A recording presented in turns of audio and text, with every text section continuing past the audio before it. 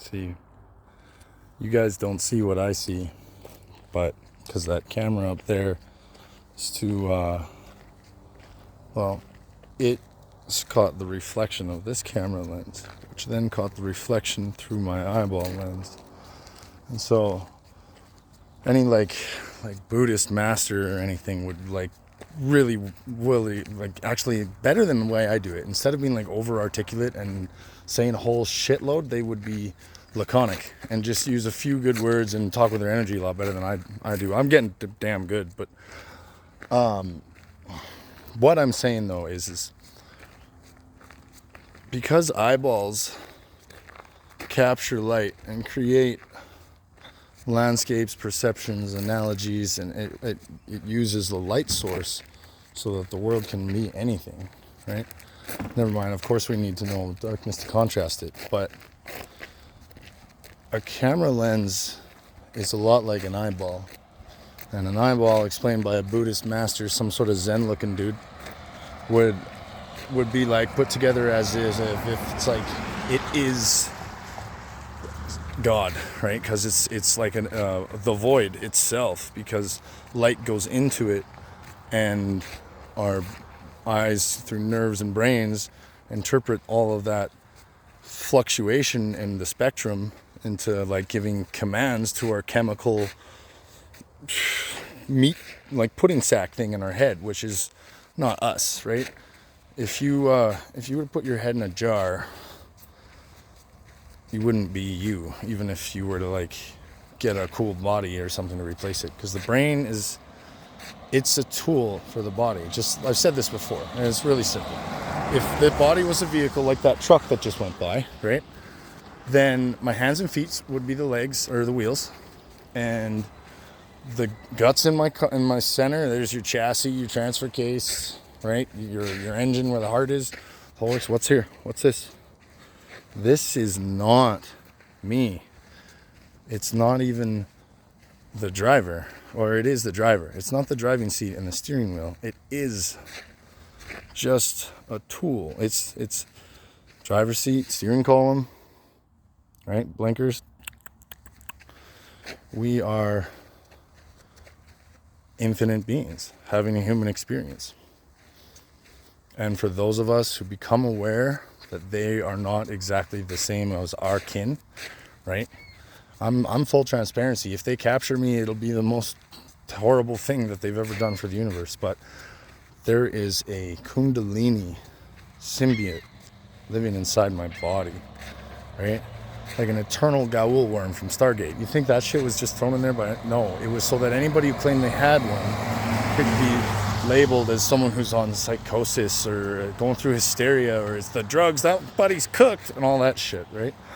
They a lot of movies leave footprints in different orders, right? And comic books, songs, everything. But sometimes something sounds so ridiculous, it's a way to hide the truth.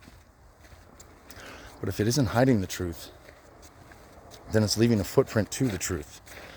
And if you interpret it one way or another, it's still a truth seeker's path. If they don't contrast, they parallel for sure. But the conceptualization of the perception, the conception of the perception within the context and direction would really help somebody learn these lessons.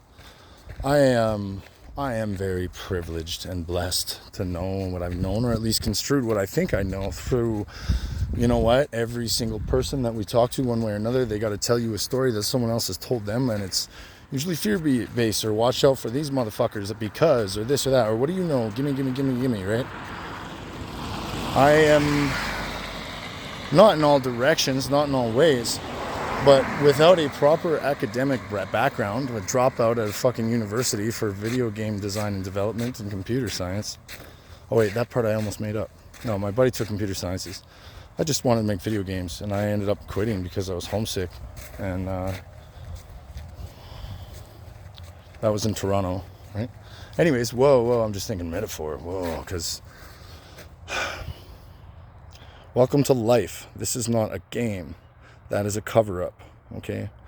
We are eternals, just like they made a movie for it very recently.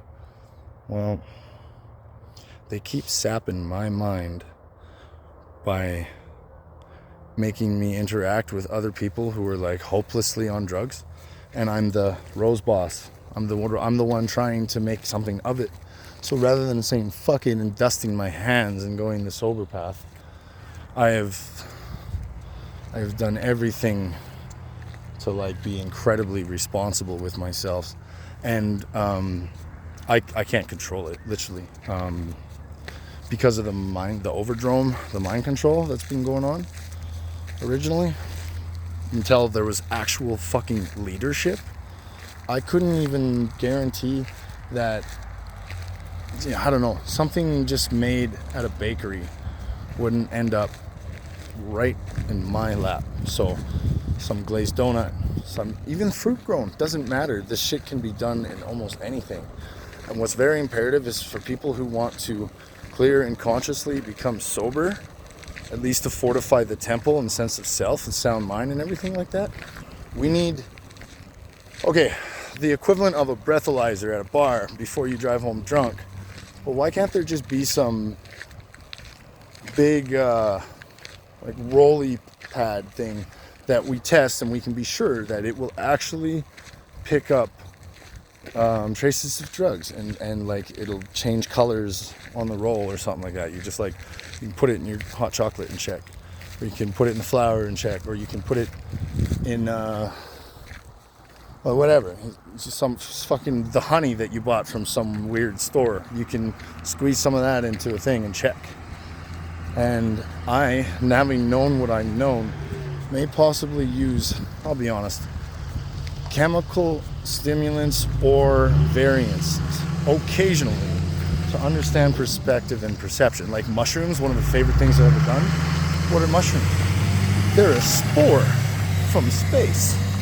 They're a spore that lives in the vacuum of space and still can drift across the cosmos and form life on some other husk of rock. I ate the fuck out of mushrooms before, like more than a person's supposed to. I bought that ticket, right?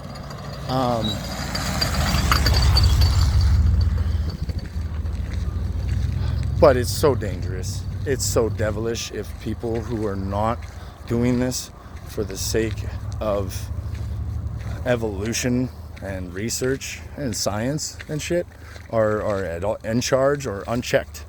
At any point, this stuff can turn, like, I've said it a million times, didn't think anyone was listening, but turns out God was, right?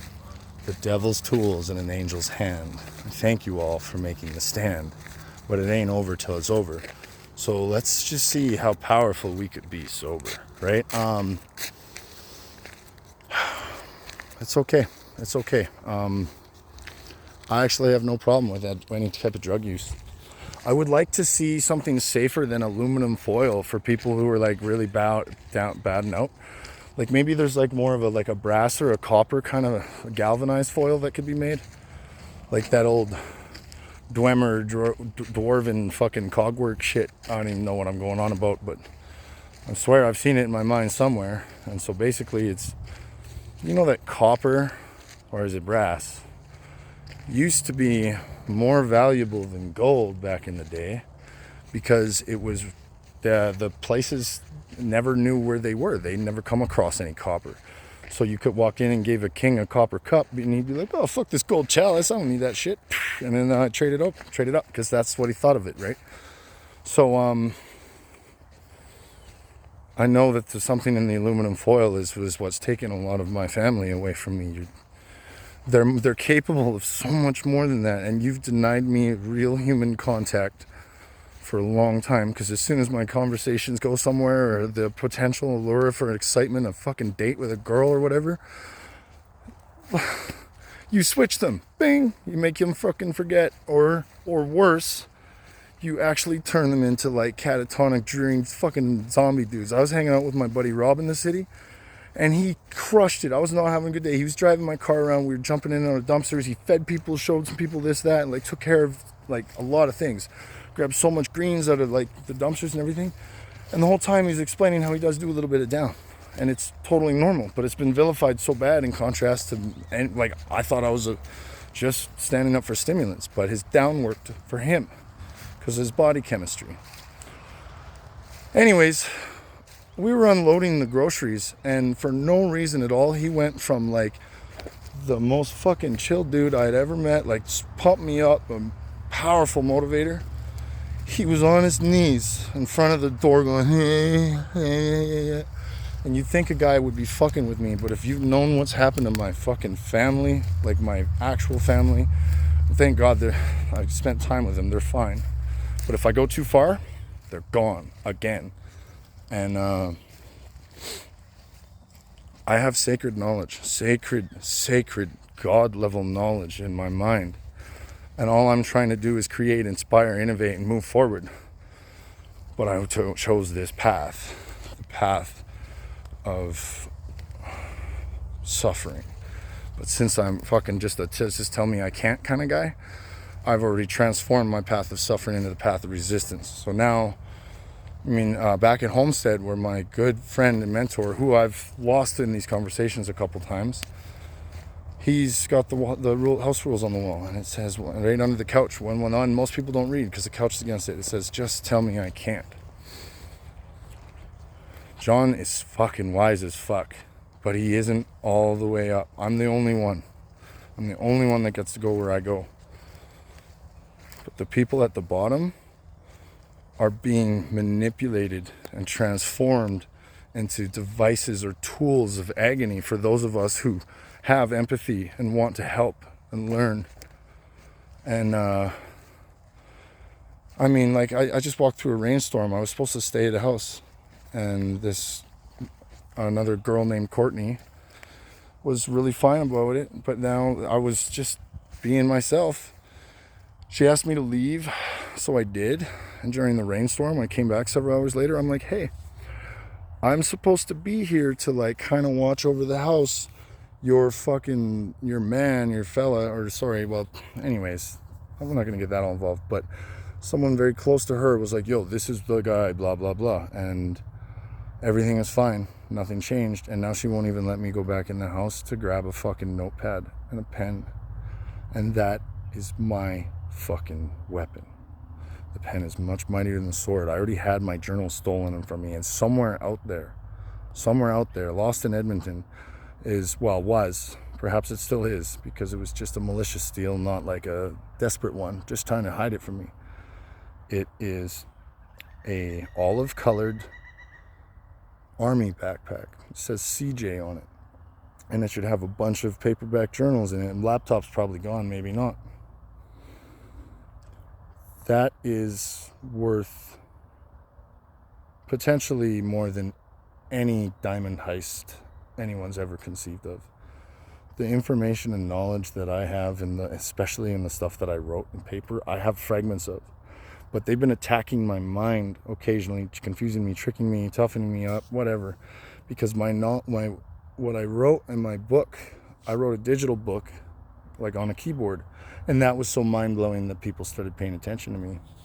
And then I was carefuler, and I wrote some real serious shit on paper and didn't share it on the internet or whatever. So I wasn't allowed to share what I wrote digitally. Like, literally, I have YouTube videos that didn't go anywhere. Like, no views, whatever. I get it now. It was actually anonymous, keeping me alive from the oppressors of this world. But because the oppressors of the world got a hold of my backpack, I don't know if they're still... They would probably want to look for me because it would be a science experiment. And I'd be great, but you know what? You give me my sweetheart on the left or right of me, protected under my arm, my equal, and clipboard, because if something happens to me, there's someone in my life that I can really trust that can be like, hey, no, wait, why are you saying this? Are you lying, Dylan? No, I'm not lying. But since they are not able to take my power from me because I only give it away freely, they take my memory instead, and they take the power from my family. And it's evil. And I need help. I need somebody to back me on this shit. Because well, there ain't no rest for the wicked, you know?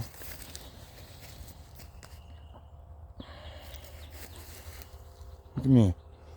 Ended up on this cut line, just not even paying attention. Meant to be, or sent down this way. However, I know that it's for the good. But if there's people out there pulling strings that are up to no good. I seen a girl that I was into a little bit because I wasn't allowed to be into any of them. So I almost got close with this girl, and it was unsatisfying, awkward, weird. And the moment somebody else came over, she just like got on her knees and started giving this guy a hand job in the room in front of other people. And I was like, what the fuck?